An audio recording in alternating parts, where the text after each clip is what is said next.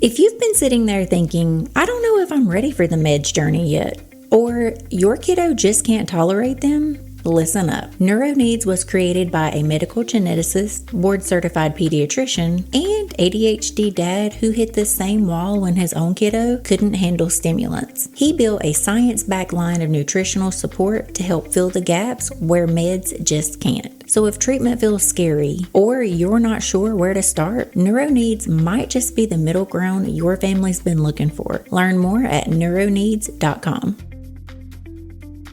Okay, besties, buckle up. Today on Chaos and Caffeine, we're sitting down with the child behavior specialist we didn't even know we needed, Emry Kettle. Emry's a trauma-informed, neuro-affirming badass with over 20 years in the trenches helping parents and kids untangle the chaos. We're talking a nanny, an educator, and a behavior specialist. And they get ADHD brains because, yep, they've got one too.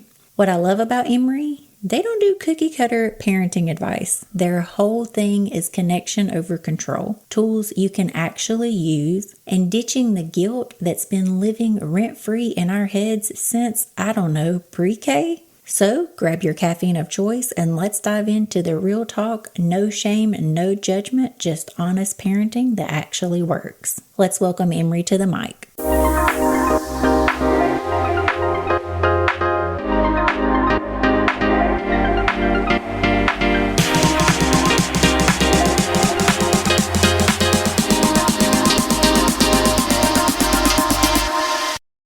Emry, welcome to Chaos and Caffeine. Thank you so much, Danielle. I'm so excited to have you here after a couple of reschedules and neurodivergent parenting life. Here we are. Yeah. So I am a sucker for a good origin story and I love it. So if you do not mind, I will take all that you're willing to share. Happy to. Thanks for asking. It's, it do you want to be here for 5 minutes or 5 hours? I'll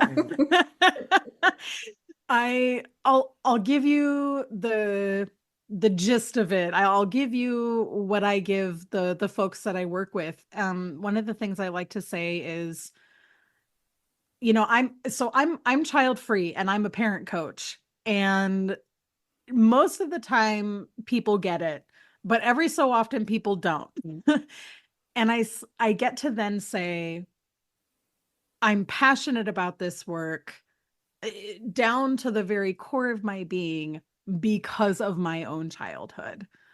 It was not it was not sunshine and rainbows and unicorns. I'm sure there were some good moments and I hold on to those. Those really matter to me. But we're talking about two parents, two adults who got together who had no business being in a relationship with one another, who then made a child together with a lack of skill sets. I'm not going to sit here and say my mom is an evil person, my dad is an evil person. I don't know necessarily that I believe in the idea of a person being evil, at least in this context. But we're talking about people who went through a lot and who didn't have the skill sets to do better than they did. Doesn't mean I don't hold them fully accountable. And in fact, I am no contact with them. But I don't want another family to have to go through that. So I've spent the majority of my not just the majority of my adult life, but also my teen years. Really, I started digging into psychology and child development starting around age 15. And I've clawed my way to mental health, and I've learned everything that I could about what a child's behavior means and how the way that we interact with children can affect the outcomes later on. And now I'm finally leveraging that into the business that I have now, because I spent a lot of years trying to find a job that would work for me. And then we've got neurodivergent issues, and then we've got that I'm non-binary and nobody wants to deal with that. And I've got a lot of personality, and that's pretty off-putting for a lot of people. It's a shame, but here we are. So when you mix this whole soup up together, what I've learned over time is that the system, quote unquote, there's not much space for me in the pre-existing system. So about a year ago, I finally said, screw this. I am tired of trying to fit in somewhere else.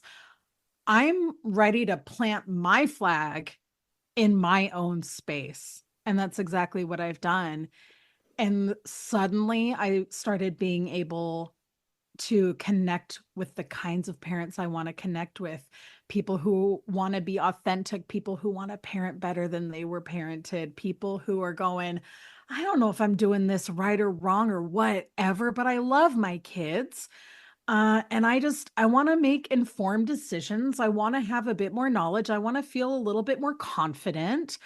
Or from that end of the spectrum to the opposite end, where people are going, oh my god, I'm tearing out my hair, I never thought it would be like this, I can't do this, not one more day, I need help right now. I get to connect with all of these kinds of people, and the alignment, like sorry, buzzword alignment, but it's so beautiful and it's so comfortable. And I'm the happiest I have ever been in my 38 years. I love that for you so much. Thank you. I love it for me too. I think, not to get very derailed, but I think your late 30s are magical for multiple reasons. Oh my God. It cracks me up because people talk about they would do their 20s over again. And I'm like, oh, no. Never. Give me my third, like not even the early 30s. Like start me over at 35 a million times over. I would start from 35 again and again and again. It Yeah. is the best. I cheated a little bit, universally cheated. I didn't have anything to do with it, but I had a major spiritual awakening at 36. So I'm not even the same person that I was in my early 30s. So yeah, these last 4 years have been pretty magical. Oh my God.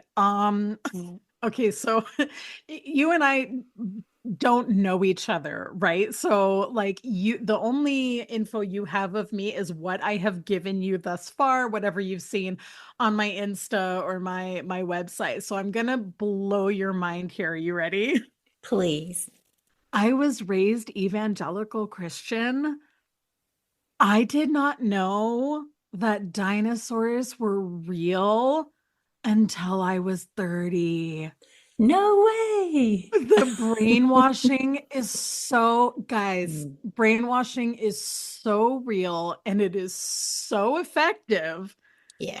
It is so effective. Mm. So, literally, the day that I figured out that dinosaurs were real blew my mind. I went straight to the Natural History Museum and looked at dinosaur bones and just cried. And Oh. then very quickly after that, figured out I am not a cis het woman, which I thought for my whole life that I was. I am, in fact, very queer. Not cis, not het, not a woman. So, yeah, like spiritual awakening, sexual awakening, gender awakening, all of that. Yes.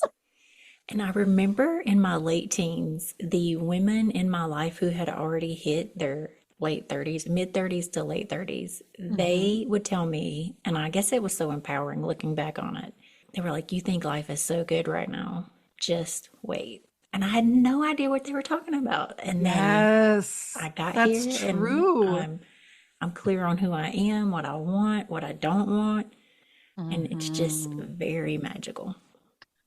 Now that you say that, I can think.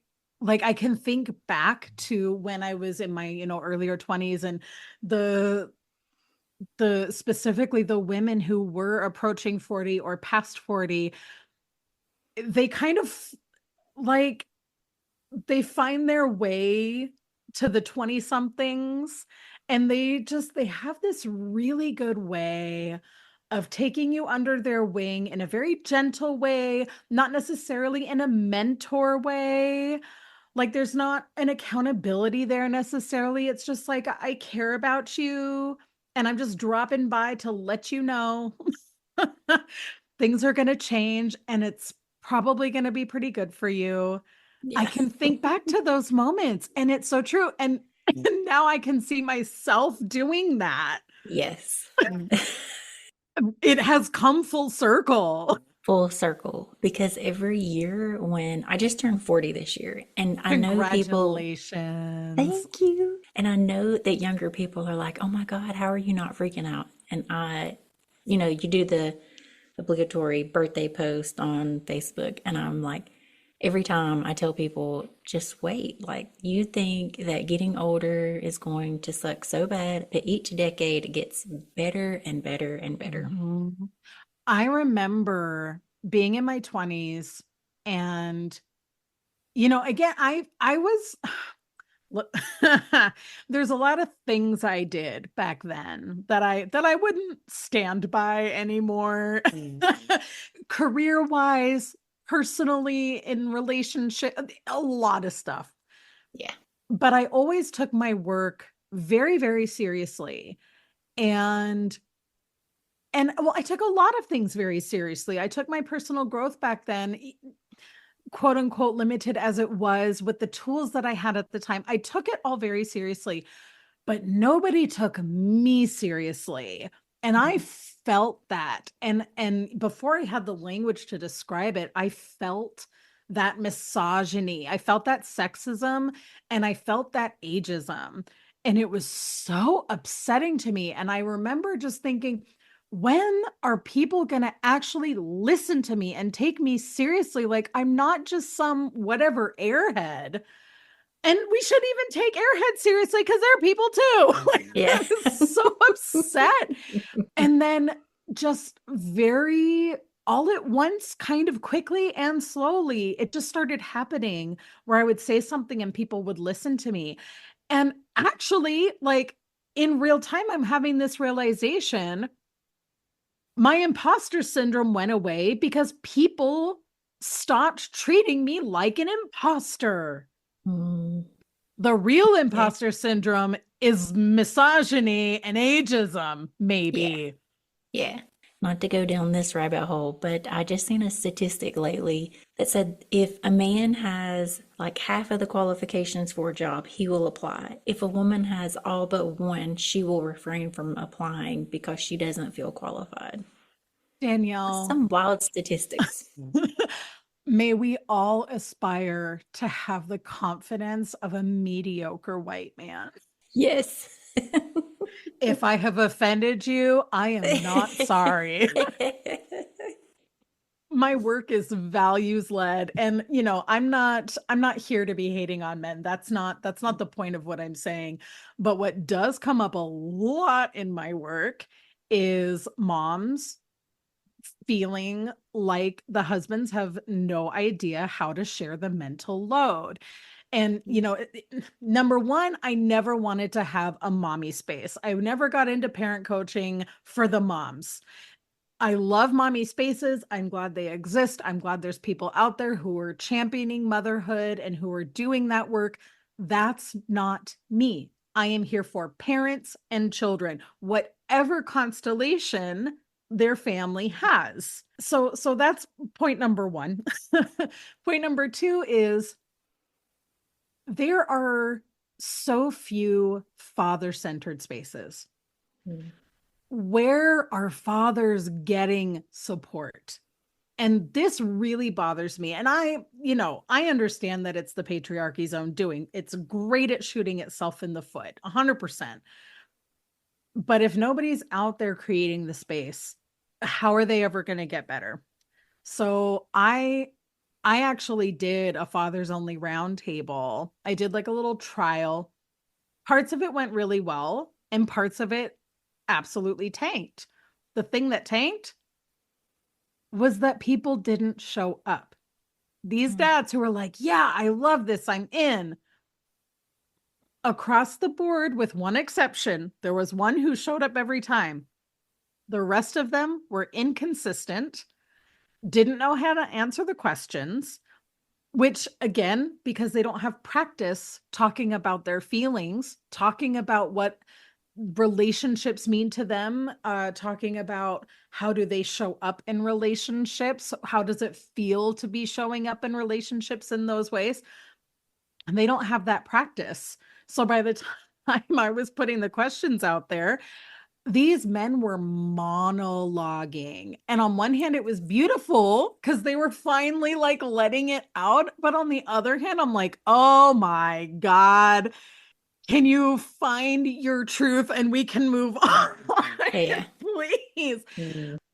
So, like, yeah, fathers have a long way to go until they can even approach what moms are already doing fluently. You know those nights when you're up at 2 a.m. Googling, why did my child blow up over nothing? Or how do I explain instructions that don't take off like a rocket? Meet Dr. Lorian Phillips, a clinical psychologist since 1995 and in the ADHD trenches with families since 2013. She isn't just someone who studies kids. She's raising them, parenting them, figuring this stuff out live. Dr. Phillips runs what may feel like your dream support system, an ADHD parenting course she started in 2013, plus private consults to help you read your child's wiring instead of fighting against it. She's spoken at schools from nursery to high school. She teaches ADHD families emotional regulation and all the skills that we need to feel successful and not broken. If you're overwhelmed by the constant, did I say that wrong? Moments, knowing there is a way forward with understanding, empathy, structure, and celebration, Dr. Lorian Phillips is someone you'll want in your corner. For more, check her out at adhdmanagement.co.za or click the link in the episode show notes to connect with her from wherever you are. Thank you for sharing that, and I'm not sure if you could give me any insight. What can I do to open up that space? Oh my God. I don't know that there is an easy answer. I mean, I think did you ever watch the show Big Mouth? No. Oh, it's okay. It's a great show. It is vulgar and intense, but it is raw and it is so authentic. I really love it. I love anything that normalizes human experience, and that's exactly what this show does. It's an adult animation show, and there's this one episode where the friend group is having a lot of infighting, and they're particularly talking about like it's about the dress code and how the girls were singled out, whereas the boys didn't have to do anything. And so one of the girls was really pissed off about it, and has this huge fight with her friend who's a boy. And at the end of this fight, they're kind of yelling at each other. and and the boy's like, what can I do to make this better? And she says, I don't know, but I think it's this conversation that we're having right now. And that's exactly what I think that it is. I think that it's just the more that we bring this to light, the more that we talk about it, like by the very nature of us talking about it, we are creating that space. By daring to be uncomfortable with men. I don't do that in my personal life because that's not how I want to spend my energy. In my work life, that is exactly how I want to spend my energy, is being uncomfortable with a dad who's wanting to grow.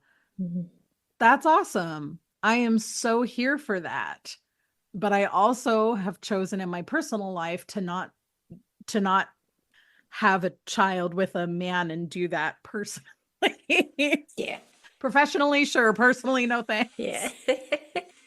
So I don't want to skip over the fact because when you first said, I'm a parent coach without a child, Mhm. I'm sure you get a lot of resistance on that. But then I immediately thought, what better way to learn how to not F up my child than by someone who has been there and can tell me firsthand, hey, you might be off track here. So please dive into that. Thank you. It's interesting. I have gotten really, really lucky. The folks who I've connected with, the parents and families who I've connected with over the years as well, I have never felt like I needed to explain my choice to be child free. That's been really lovely, and people really do see me as a parent because I have a lot of kids in my world, not just the people who I work with, but I mean, so I live in Austria and I moved here to support a friend and her children. And that was almost 11 years ago now. And when I moved here, the older one was 3 and the little one was 2 days old. These are my kids, okay? Like, Yeah. they are my family. And I've also stepped into owning the term parent for myself. No, I do not have a child who calls me mom, dad, Rennie, whatever term a person would want to use, but I am actively a parent. For the folks who have the kinds of values that work really well with mine, they understand this really innately. And for folks who would never understand that or who would refuse to understand that or accept it, it's not going to be a value match anyways. uh True. yeah, but yeah, so I got married in 2017, and at that time my partner and I had discussed, would we have a child? And at the time we had said, yeah, down the road, yeah, down the road. And then at one point I was like, okay, well, I don't have so many years left on these ovaries. Like, and I don't want to wait until I'm 40. I have no problem with anybody else doing that, but I didn't want to wait that long. Um, I'm a sort of tired person, and your energy doesn't necessarily get better with age. So I didn't want to wait too. Very accurate. So I didn't want to be doing toddler stuff in my early 40s. Yeah. Um, so through those conversations at one point, we both kind of realized, man, we're just feeling like pressure to do it. And I love parenting. I love working with kids. And I had this massive realization that, oh my God, I want to be doing exactly what I'm doing for other people's kids. I don't want to be that on with my own kid 24/7. That is too much. When I'm with a kid, I am on. I am fully present. The dial is up to 11. I am engaged. I am observing. I'm making offers or holding back. I'm responding to what the kid is telling me they're ready for. I can't be that on all the time, but that is my standard of care. So that's not going to work out very well for me if I have my own kid. And then Yeah. in 2020, I was diagnosed with uterine cancer, and they took the uterus out, and my choice was taken away from me after that anyway. So Hmm.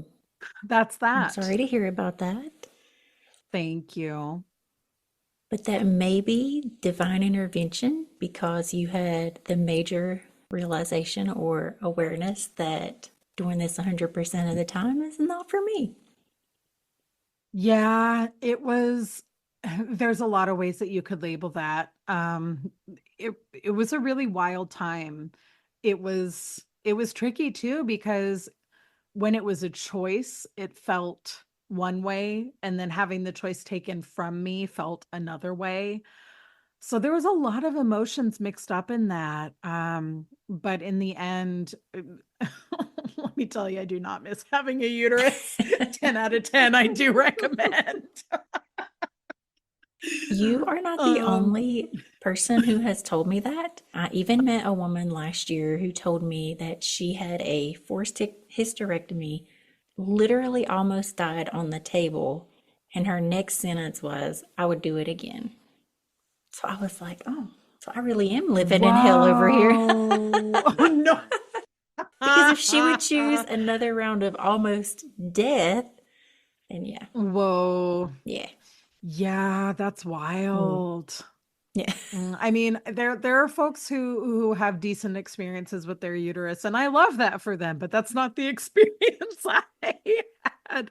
It was a rough relationship. Yeah. So, really it was just about me holding my boundaries with my uterus. And it wasn't respecting my boundaries, Mm, so it had to leave. there you go.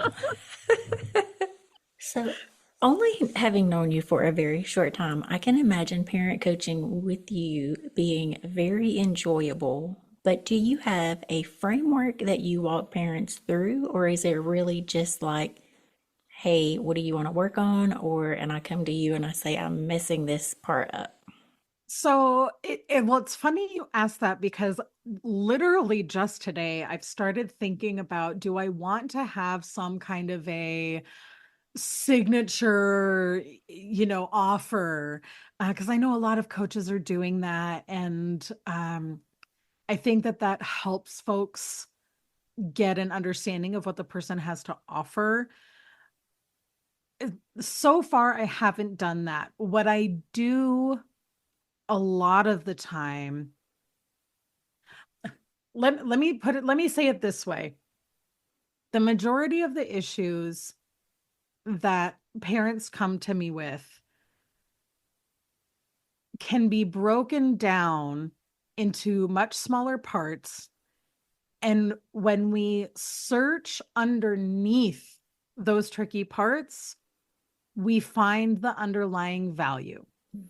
When we find the value that the parent actually has, not the one that they think they should have, or the one that their parents had, or the one that society says they should have, or the one that their kindergarten teacher wants them to have for their kid, but their values, then we can talk about how to parent in alignment with that value. Mm, Then all the rest of it falls away. For example, a lot of parents would say that respect is a value that they have. Sure, but what does that look like in practice? Because is it really disrespectful when a child talks back? Is that the thing that you want to correct?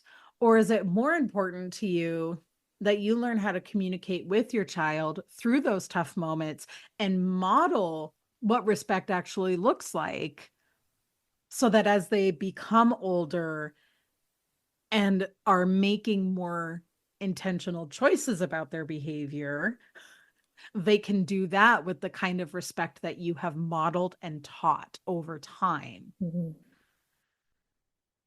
I have so much to add, but I want to tell you a very quick story that is totally off the wall that I try to tell people who are struggling with parenting. Please.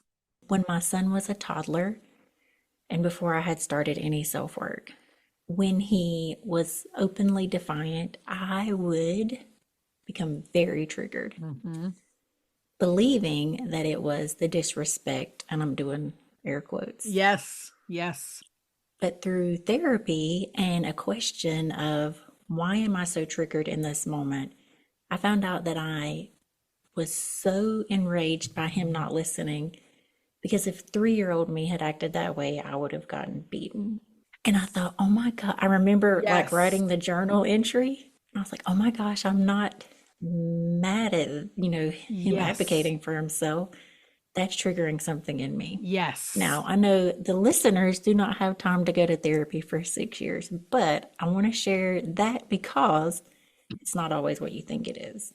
Yes. You are so freaking spot on.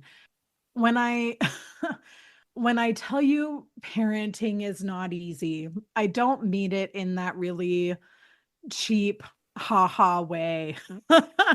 I mean that if we want to be in alignment with the kind of parents that we feel we want to be, we are gonna be knee deep in the mud, getting bruised, battered, scratched up, black eyes, like Yes. true emotional damage.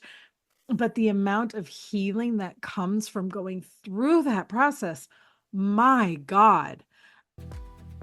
Okay, ADHD parents, if you've ever said, I just need one thing that actually helps us stay on track, I've got you covered. Meet Pop Sugar Cafe Printables, the creative powerhouse turning chaos into calm, one gorgeous, brain friendly printable at a time. Pop Sugar Cafe isn't just about cute designs, though they are stunning. It's about giving neurodivergent families tools that work: visual schedules, emotion charts, routine planners, and positive reinforcement systems that make everyday life feel doable. These printables aren't built for Pinterest perfection. They're built for the real life mornings with missing shoes, cold coffee, and a kid who suddenly hates pants. So if you're ready to swap the daily overwhelm for something that actually supports your family's rhythm, check out Pop Sugar Cafe Printables, because structure can be beautiful, functional, and ADHD friendly all at once.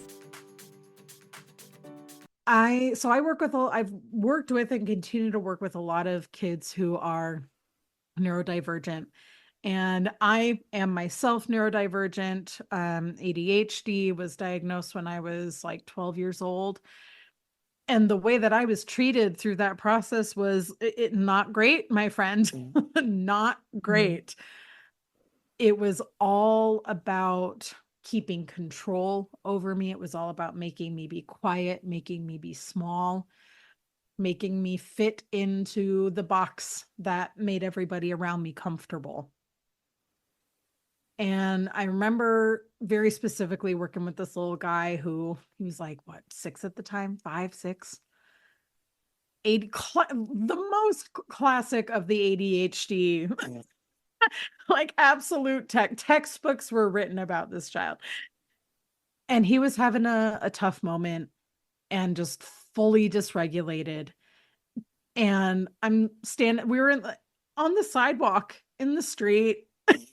And I'm just looking at him like, oh man, this is real tough for you right now, huh? And now this is tough for me because I'm getting upset because I'm a human too. And it was like a light bulb went on, and I thought, wow, even in his toughest moment that has me triggered, I'm still not screaming at this child. I'm not hitting this child. I'm not throwing this child to the ground. I'm not harming him with my body and his body. Huh. That's not that difficult to just love this child, even when it's Yeah. really, really messy. That moment brought me emotionally to my knees. Mm. And I thought, was I not worth loving in that way? Really? Which brings us full circle back to what I said before, which was I had parents who didn't have the skill sets. Yeah. But that's the difference the skill sets can make. Yes. And I think that puts the value on the work that parents are Yes. doing, that I am trying to do, and that parents are doing Yes. with you.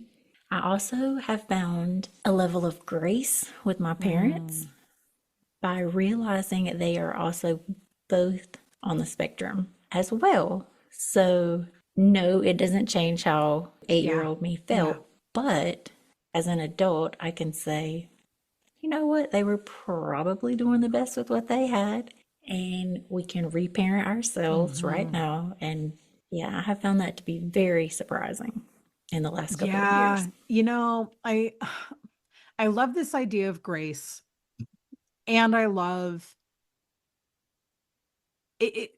they're not, it's not mutually exclusive with going no contact. You're hearing me talk about my parents right now with this compassion that I have for them, and no thank you, you were not adding good things to my life and enough to balance out the damage, so you got to go. Yeah. And that's that. I can heal better apart from you than I can heal with you. Mm, that is a gem, my friend. That is a gem. I was just thinking I should put that on a tote bag.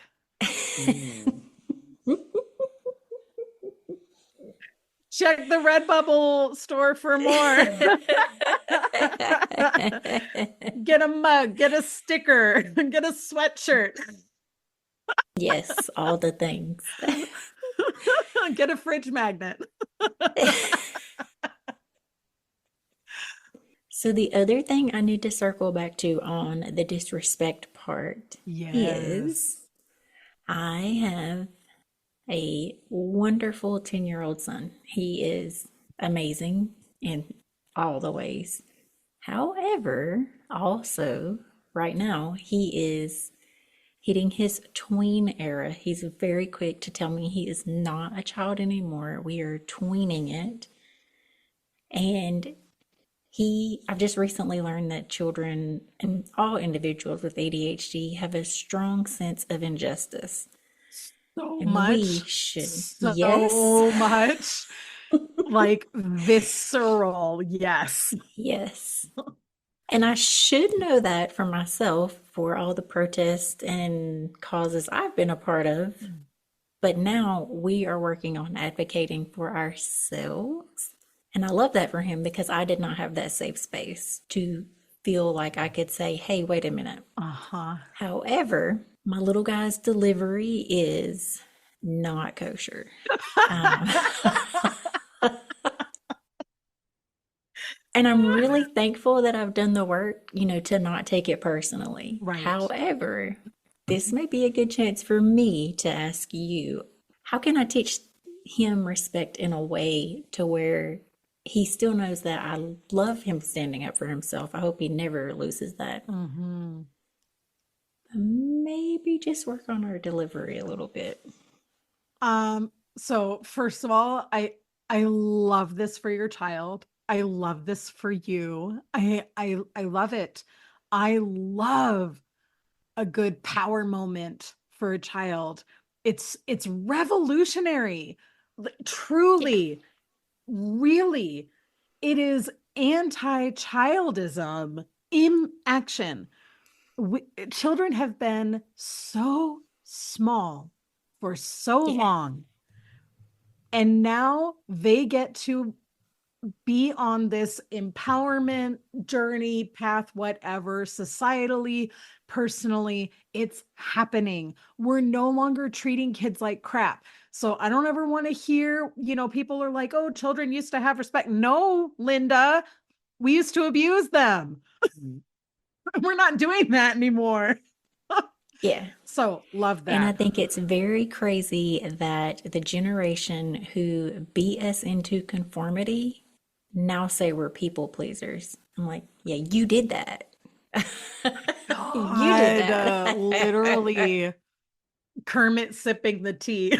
Like, Yeah. okay, so a little bit of like live coaching. Here we go. Here we go. I Please. have a couple of tips, and I'm just going to throw them out there because whether it lands for you, maybe it lands for a listener. You guys are the experts on your kids. You know your kid better than I ever will. That the goal isn't for me to tell you about your child. My goal is to help you understand behavior, to give you tips and tricks of things that you can try, um, that help you feel aligned with your goals, with your values, to help you connect better with your kid so that you can build Yeah. lasting trust and get through these tricky moments and come out the other side as a team. So, Yes. I've got two tips for you. The first one is I love rephrasing things as a question. That doesn't work for everything, but there are times when it works really, really, really well. So, if give me an example of something your kid would say that's like that quote unquote disrespect. Girl, I don't even know if I can say it on the air. I mean, No. and he's not saying it like to me, about me. He's Right. saying it about the situation. Right now we are in the this sucks, everything sucks phase. So Mm-hmm. transitioning from what he wants to do, maybe video games or something with friends, to homework is where we find a lot of resistance. And he's like, this Sure. sucks. You're the mean mom. Nobody else's Uh-huh. parents are making them do homework. Uh-huh. Okay. Factually untrue, but okay, here we go. So this is a time when I think that my favorite little phrase, "Oh, are you trying to tell me something?" Mm, could do a lot of heavy lifting. And if he wants to respond with, "Yeah, I'm trying to tell you this sucks," that's fine because it already takes it one step away from where we started. mm. If he's directing the anger at you, you're the mean mom, you're making me do things that nobody else's parents are making them do. What are you trying to tell me, kid? What are you trying to tell me something? Is something coming up for you? Yeah, this sucks. Oh my God, I so totally hear you. I would also rather like sit and play games. I hear you. How can we go through this together? I mean, he's 10. Yeah. You can get his buy-in on this. So that's my first tip. And my second tip, and again, this is not for every kid, but for a 10-year-old, I think humor could play a pretty big role here. So phrases like there is entirely too much panic in this disco. Flipping the moment on its head and breaking breaking the emergency glass a little bit and saying, okay, this isn't even about me or whatever right now. This is just that you're 10 years old and you've got hormones a flying. Yeah. This situation is uncomfortable, and we're talking about a neurodivergent child. Transitions are freaking hard, and there's probably some demand avoidance happening as well. So, rather than going in guns blazing and expecting respect and obedience, which, spoiler alert, never going to work out well, let's break that down and create a completely different environment. Figuratively yanking the rug out from under him and going, I'm not going to penalize you for having feelings. You get to be angry about this, absolutely. You may not talk to me super rude. Here's what we're defining as rude. Put some labels on Yeah. it. Have a sit down when the stakes are low. So on a Saturday morning during a cozy breakfast, hey kid, I was thinking about that time, you said to me like you suck, blah blah blah. I'm totally not mad. I was thinking about it and like that feels terrible for me when you say that. What I'm fine with you saying and what I think is maybe more true is that it sucks when I remind you, Mm. and then see what the response is. And then see too, okay, freebie tip number 3, see if you can automate the system. How do we take you out of it? A neurodivergent 10-year-old. Oh my God, parents, get yourselves out of the equation as soon as Yeah. possible. Let a timer do it for you. Set up a system with your kid. Get out of there. That is very Don't be true. the one giving the directions all the time, right? It's just going to trigger demand avoidance and it's going to put you against your kid every single time. And you don't want to be here. This doesn't build trust. Listeners, you can't see, but I'm pitting my fists against each other and banging them. This is going to get you nowhere. This is constant breaking of trust. Mm. I'm thinking about the many, many, many times I have said, right now he's 10, so we have 8 more years, if not more, of homework to push our way through. Yes. And I've told him multiple times, are we going to fight every day, 5 days a week for the next 8 years? Because that seems like a lot to mom. That Yeah. seems exhausting. So Yeah. I love the idea of the timer. That would be the reminder instead of me walking in Yes. and getting the barrage of emotional dysregulation. Yes. Mm. Absolutely. Absolutely. Okay, Chaos fam, if you're in full back to school mode and wondering what on earth to pack for your sensory seeking, fidget loving, easily distracted kiddo, well, Play Therapy Supply has us covered. We're talking fidgets and sensory tools, discreet classroom friendly options like spiky finger rings, putty, and handheld fidgets that actually help kids focus without becoming a classroom distraction. Calming corner supplies, think weighted lap pads, emotion cards, and sand trays, perfect for teachers or parents building a reset spot. Games and activities, social skills, card decks, conversation starters, and therapeutic games that sneak in learning while your child just thinks they're having fun. And yes, they've got the classic therapy staples from sand and miniatures to art supplies, all designed for both classrooms and home use.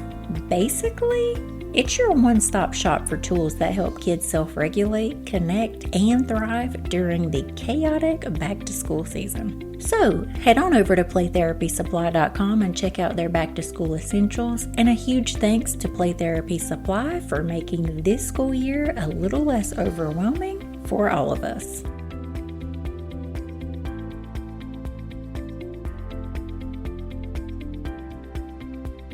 So my niece, I call her my niece, but it's one of the kids I moved here for, the one who was 2 days old when I moved here. Um, she's 10, almost 11 now. And when we talk about school, so I have a big problem with school systems in general. I don't I don't love them. I don't. There's a lot of problems there. So I personally don't care about grades. I don't think that grades are a good indicator of learning. They can be. I'm not saying, I'm not saying throw the baby out with the bathwater, but I'm saying that it's possibly problematic. Know your child, know their teacher, know their work. So my niece had this test coming up and we were talking about it, and she was telling me what her concerns about the test were because she wanted to get a good grade because it matters for what's happening for her next year. And I said, well, here's the deal, kid.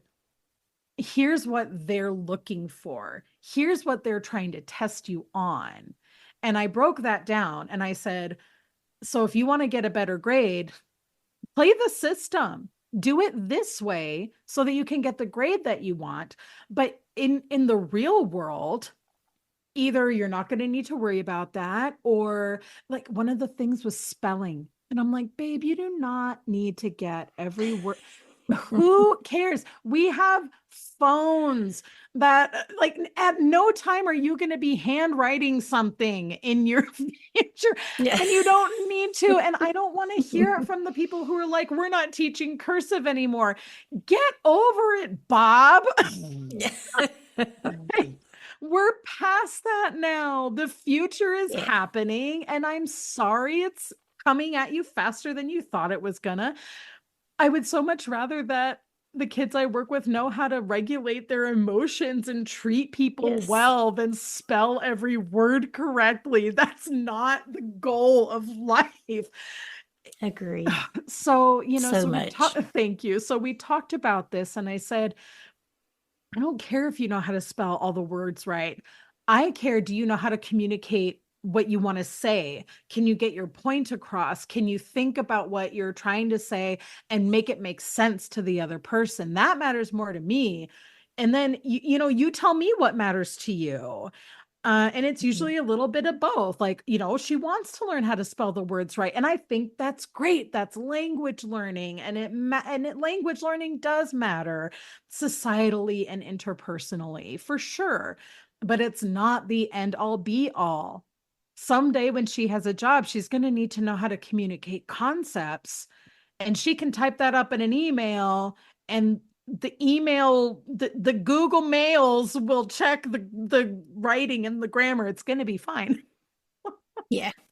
So empowering our kids with, especially the older ones, 10 years old, they can absolutely receive that information about what do the teachers want from me? What is the world looking for from me? Why do I need to hit this target? A lot of that injustice, those feelings of injustice that's coming from that, they recognize that something is unfair. Well, why should I have to do this homework?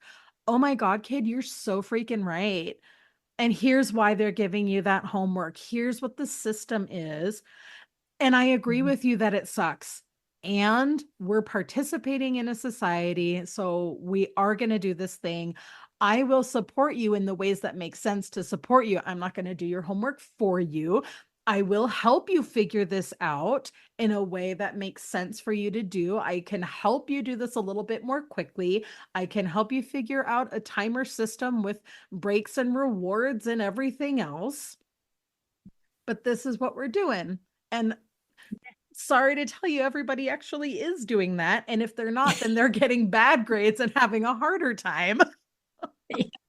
For so long, I've been the mean mom. I'm not sure how this broke down this way, but dad is in charge of athletics and all the physical stuff, and I'm in charge of academics. So this is my beast of burden to bear. So I am, Do you get to you should trade off every year.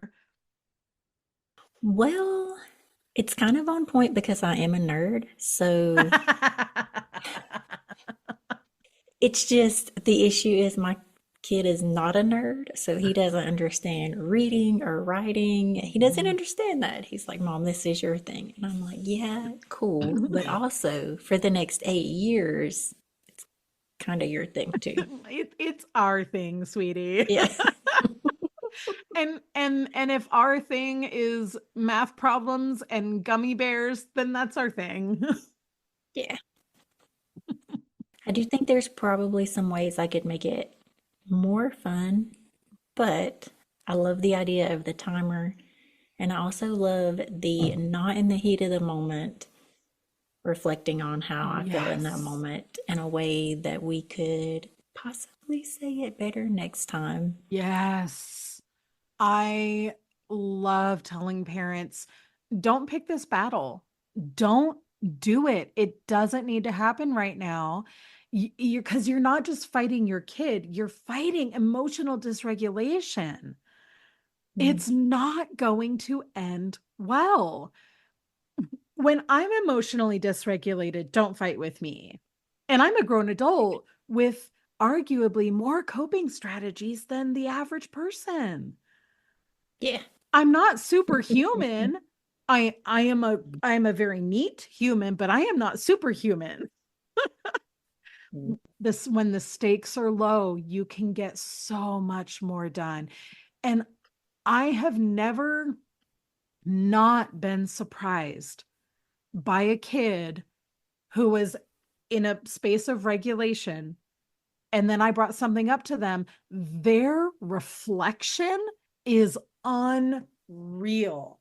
Do you know how Yeah. beautiful it is to have a 10-year-old be like, yeah, I didn't do great just then. Next time, I would like to try it this way. What? Yes. Yeah. Imagine the trust building, the Yeah. beauty. Let your kids surprise you. Let them show you what they can do. He is actually very surprising, and I am really proud of him. Just the level of awareness, of self awareness that he has. I'll tell you a very quick, funny story. Saturday, we were going to do something fun with his friends, and we had a hard stop. So, I gave him the 5 minute countdown. I was like, okay, it's time for you to get off the video games. We're going to go meet your friends. And I thought that it was him getting off of the game because he wanted to go with his friends. So I said, thank you so much for doing what I asked with no back talking. And right when I asked, and he said, Mom, I cussed a lot under my breath, but you didn't hear it. And I was like, you know what? I'll still take that because you did not say it to me. But that is growth. It And is growth. and Danielle, that comes right back to the values conversation. Do you actually care if your kid is cussing? Or do you care if your kid is taking their anger out on you as an emotional punching bag? Yeah. I do not give a fig about a kid cussing under their breath. That has nothing to do with me, and that has nothing to do with disrespect. A kid cussing at me, we have something we need to talk about. Yeah. Love I was that. really proud. I know it's not a You typical proud mom should moment, be. but the fact that he mumbled it and he did not say it out loud is growth. I think that is amazing. And I love that he felt safe enough to tell you he did it. Yeah. You and I would not have been able to do that with our parents. No. I think that is also a huge part of our dynamic is that I am his safe space. And Mm. it's such a beautiful place to be. And it's also very hard sometimes. Oh, right. The thing that I tell my niece, I love her mom with a fiery passion. I love her mom. And she parents very differently than how I parent, which is great. You need it, it takes all kinds. And so my niece's mom, the way that she parents is very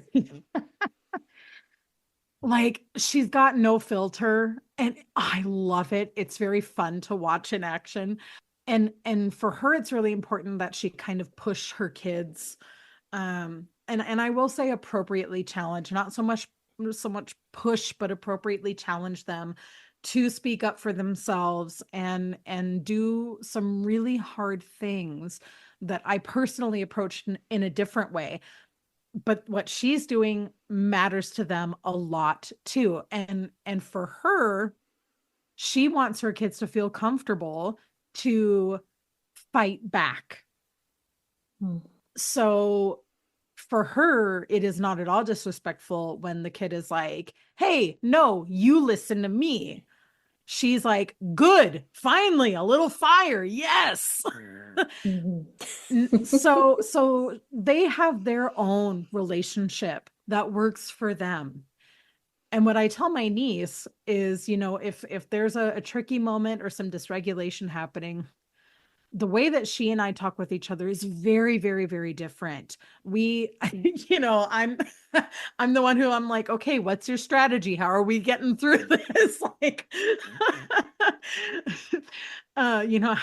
check your tools in your toolbox. Yeah.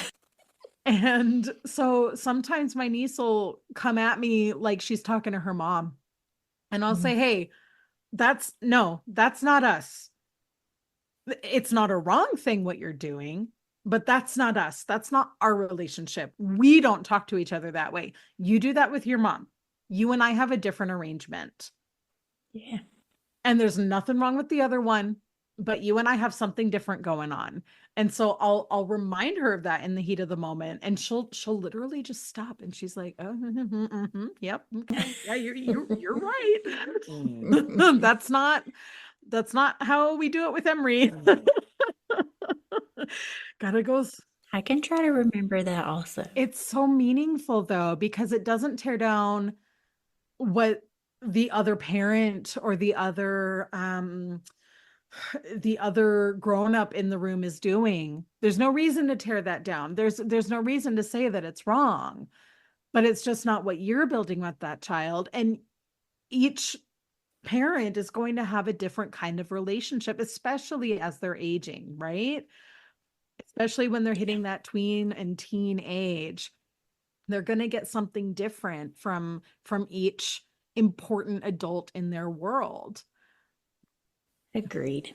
And I guess I need to take solace in the fact that I am his safe space, even though sometimes it's rather And safe challenging. space doesn't mean punching bag. True. That's so important. I think that's especially important. And this is where I will gender it a bit and say moms, especially because that pendulum is swinging so hard in the opposite direction from where it was 20, 30 years ago when we didn't have any safe spaces, when we just knew better not disobey or else. And now parents are starting to learn about things like, what does it mean to be a safe space? What does it mean to be triggered? What does it mean to be uncomfortable? What does it mean to respect or disrespect? And I see Mm. very specifically a lot of moms who think that to be a safe space, they just need to let their kid dysregulate all over them. And that is not true. You Yeah. get to have boundaries, preferences, rules, and values. Those are all different things, by the way. And it's important to know the difference. But how do you think your kid is going to learn boundaries, preferences, rules, and values, and things like respect? You have to model it first. Yeah. If you don't have them treating you well, oh dear. Yeah. Ugh. We actually have a playdate friend who doesn't have any respect for his parents, and I hope they're not listening to this episode, but it's really hard to have a playdate with a kid who is not in that space Yeah. because then my kid is like, well, if he's not listening to his parents, then I don't have to listen to his parents. And I'm like, no, no, no, no, no, no, no, no, no, no, no, no, no, Mm-hmm. that's not us. But Mm-hmm. Yeah, I like to use the phrasing. Um, I'm mostly around toddlers, so you know, feel free to update it to the appropriate age level. But I use phrasing like, well, everybody gets to choose what's okay for them. And if that person says, maybe it's something about how kids are interacting with each other's bodies or how they're interacting with their belongings, well, if that's okay for that person and their body, or if that's okay for that person and their toy, okay. But for us, we've chosen that this thing matters, and here's why, by the way. It matters because we take care of our belongings. Otherwise, they're not our belongings anymore. Now it's just trash. Or we care about how we interact with other people's bodies because we care how other people interact with our body. well, I am saving that. I am using that for later. That is You're so good. welcome. It's on the house. Emery, I could do this literally all day. I would take Thank up you. all of your time, but I know you are probably much more busy than hanging out on a podcast all day. Oh, but I do love this. I do. It's I great. know, I really do. I want all the listeners that are dying to know how they can work with you to find that, and I think you have something that you'd like to recommend. I do. So I don't know if I've made this clear over the course of this podcast episode, but I'm really into helping parents figure out their values. So I wrote a guide. I wrote the Defining Your Parenting Values guide, where I break down what is a value, what is a boundary, what is a preference, what is a rule, how do these things interact with each other, how does it show up in your parenting? And it's essentially a guided workbook journal thing. It's very cozy. I speak plain language. Like literally everything that you have heard me say here, that's what's in this workbook. Um, I'm not into jargon. I'm not into, we're talking about real parents and real kids and real families and real tools. No fluff, no filler, no BS. Real stuff that you can start using immediately today to help you get in alignment, to help you cut through the noise, cut out the threatening, cut out the yelling. No, I want to see every family succeeding with building trust, with threat-free parenting, with honesty, with authenticity. That's why I'm planting my flag in this mountain. I think it's very important. Oh, thank you. So that guide is up in my PayHip shop. I'll send you the link. I'm sure you'll put it in the show notes. Definitely will. Is there any way for them to follow you on socials, or where are you most active? I am most active on Insta. I'm starting to mess around with Substack. I'm curious how that's going to go. So, depending on when you're listening to this, listeners, I might have 3 things up on Substack. I might have 30. I don't know yet. It's all very exciting. We're going to find out. All of my reels get posted to YouTube and TikTok and Insta and everywhere else, but you can definitely find me and interact with me the most on Instagram. And that is at emrykettle.coach. Ooh, and I will definitely, again, link all of that in the show notes.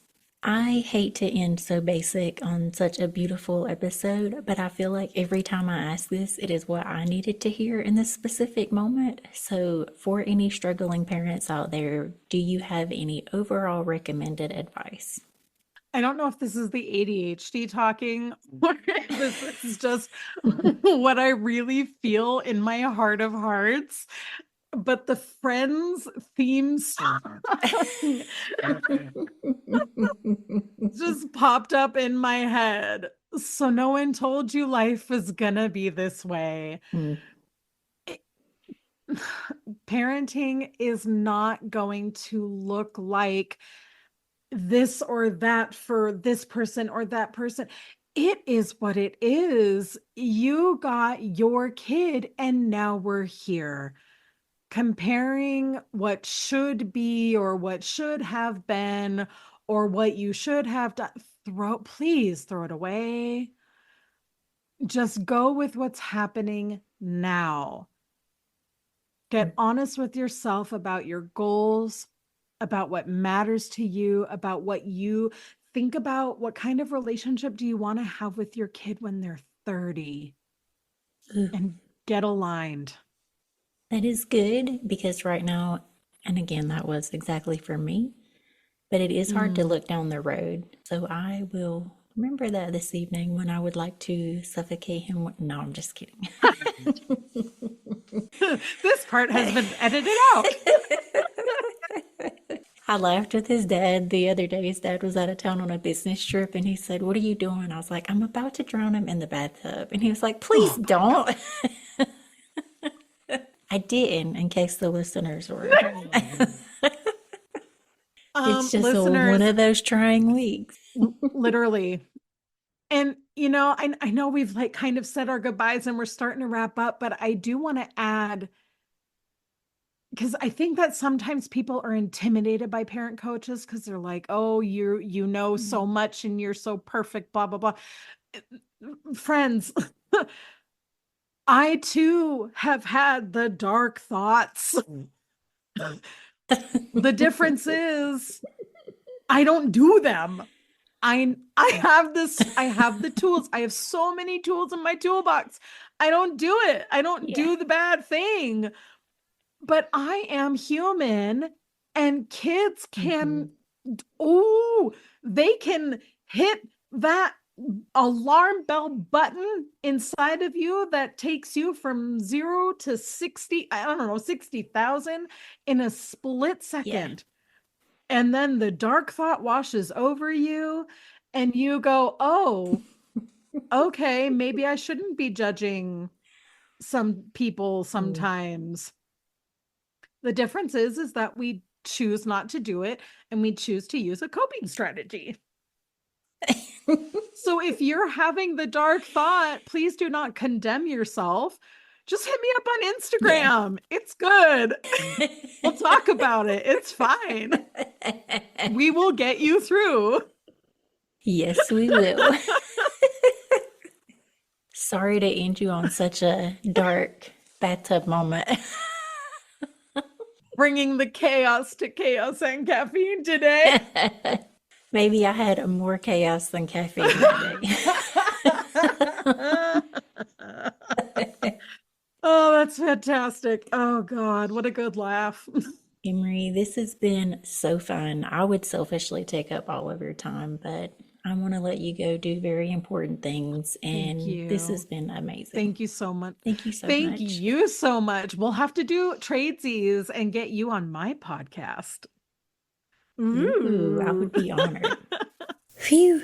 If you're anything like me, you're going to need to replay that one with a notebook and a glass of wine. Huge love and gratitude to Emry for dropping the kind of wisdom that makes you feel seen and gives you hope that change is possible, even on the days everything's sticky and so damn loud. You can find Emry at emrykettle.com, or you can click the link in our show notes. Go binge their content, grab their free tools, and tell them Chaos and Caffeine sent you. And hey, if this episode made you feel a little lighter or a little less alone, please do me a favor and do all the things for the algorithm god. Like, subscribe, leave a comment, leave a 5-star review, but more importantly, share it with the ADHD parent who's been living on cold coffee and chaos lately, because we really needed this one. Until next time, remember, you're not broken, your kid is not broken, and the mess is where the magic happens. My name's Danielle, and this is Chaos and Caffeine, and I'll meet you back here next week for a lot of the same damn chaos and caffeine, but we'll bring a new conversation.